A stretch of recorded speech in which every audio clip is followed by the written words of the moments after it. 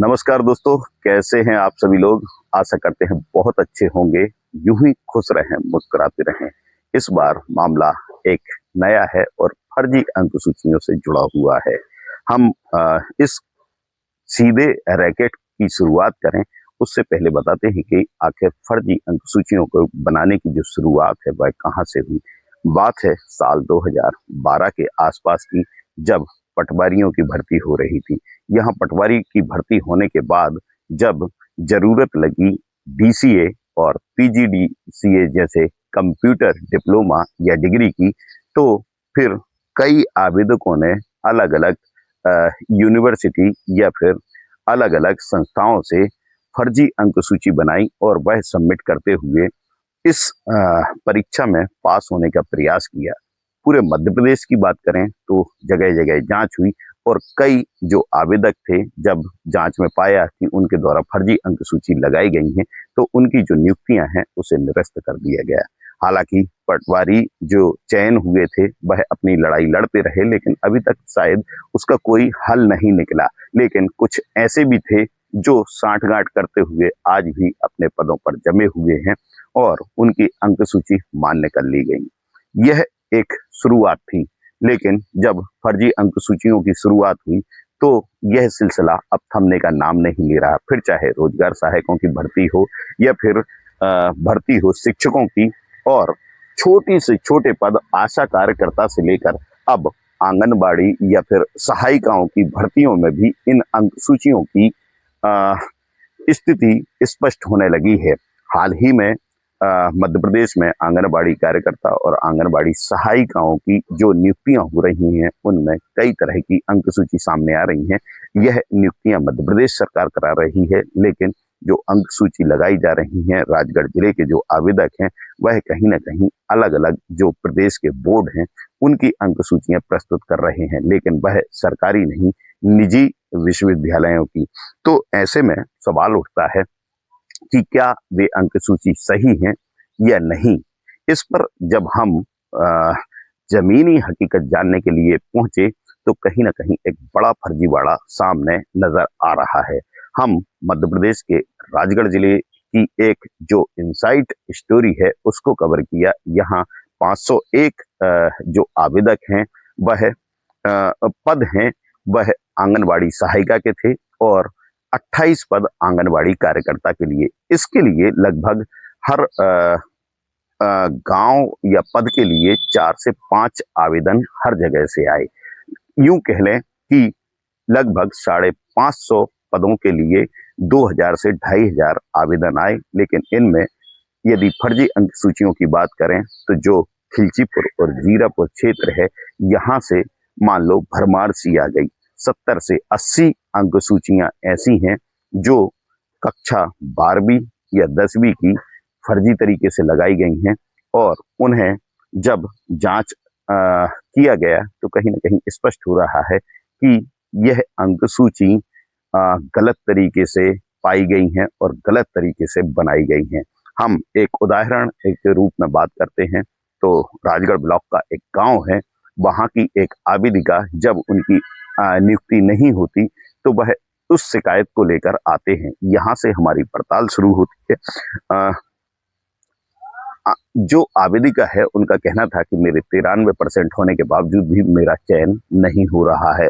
उनसे बात की गई कि यह आपने परीक्षा कहाँ से पास की, तो उनका कहना था कि माचलपुर के पास एक स्कूल है, वहां से मैंने परीक्षा दी और यह अंक प्राप्त किए। पता लगा कि जो महिला 93% अंकों से 12वीं पास करती है उसे यह भी पता नहीं रहता कि 12वीं किस विषय से पास किया है। उन्हें आर्ट्स कहना भी नहीं बन रहा था।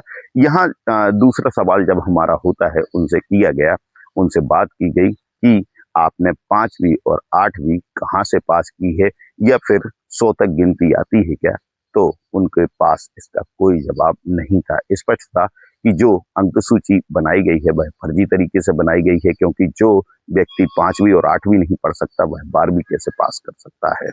यहाँ से हम आगे बढ़ते हैं और जो दूसरा उदाहरण हमारे पास आता है उसमें ये सामने आता है कि एक और जो आवेदिका होती हैं उनकी आंगनबाड़ी की जो नियुक्ति है उसमें नियुक्ति नहीं होती। वजह यह रहती है कि जो उनकी यह उत्तराखंड बोर्ड की अंक सूची है उसे निरस्त कर दिया जाता है, क्योंकि आंगनबाड़ी की जो भर्ती है महिला बाल विकास द्वारा की जा रही है। इस तरह की लगातार अंक सूची सामने आने के बाद उन्हें भी कहीं ना कहीं शक हुआ और ऐसी तमाम तरह की जो अंक सूची हैं उन नियुक्तियों को रोक दिया गया। यह अंक सूची भी 90% से ऊपर थी।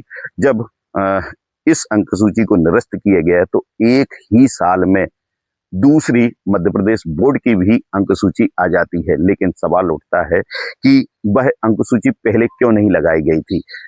उसका भी एक कारण था। यहाँ बताया गया कि जो मध्य प्रदेश बोर्ड से 12वीं परीक्षा पास की थी आवेदिका ने, वह 50% के आसपास उनके अंक थे और उन अंकों के आधार पर शायद नियुक्ति नहीं मिल रही थी। यही कारण है कि उन्होंने एक और 93% की अंक सूची बनाई और उसे आवेदन के रूप में शामिल किया और यह प्रयास किया कि वह इस पद के लिए नियुक्त हो जाएं। लेकिन ऐसा संभव नहीं हुआ, क्योंकि जो ऑनलाइन आवेदन किया गया था उसमें उत्तराखंड की जो अंक सूची थी उसे शामिल किया गया था। ये 2 उदाहरण ऐसे थे कि जो सब कुछ साफ कर रहे थे। अब बात आती है कि 70 से 80 यदि अंक सूची लगी है तो उसकी जांच होना भी जरूरी है। यहाँ महिला बाल विकास ने प्रयास किया कि इन अंक सूचियों को किस तरीके से बनाया जा रहा है, कौन बना रहा है, इसके लिए एक शिक्षा विभाग को पत्र लिखा कि आखिर इन अंक सूचियों को कहां से और कैसे और क्यों बनाया जा रहा है, इसकी जांच कर स्पष्ट बताएं कि आखिर इन सूचियों को मान्य किया जा सकता है या नहीं। शिक्षा विभाग ने जब पूरी जांच की तो उनका कहना था कि यह अंक सूची हमारे प्रदेश से बाहर की है और हम मध्य प्रदेश की जो अंक सूचियां हैं उनको तो जांच सकते हैं, लेकिन जो दूसरे बोर्ड की हैं उनको नहीं जांच सकते हैं। अब हाल ही में एक मामला आया था कि जो कर्नाटक यूनिवर्सिटी है वहाँ के कुछ अंक सूचियाँ अलग अलग नियुक्तियों में लगाई गई थी। वो डीएड, बीएड और कंप्यूटर से जुड़े हुए जो डिप्लोमा होते हैं उनकी अंक सूचियाँ थी। जब पुलिस ने उस मामले में जांच पड़ताल की तो पाया कहीं ना कहीं कि विश्वविद्यालय का जो पोर्टल है उस पर ऑनलाइन दिखने वाली अंक सूचियां भी जब मौके पर जाकर जांच की गई तो उनका कोई रिकॉर्ड यूनिवर्सिटी के पास नहीं था। ऐसे में यूनिवर्सिटी ने पत्र लिखकर भेजा कि यह अंक सूचियां गलत हैं। उसके आधार पर संबंधित संचालक के खिलाफ एफआईआर दर्ज हुई और उनकी गिरफ्तारी को लेकर लगातार पुलिस प्रयास कर रही है। यह ताजा मामला है।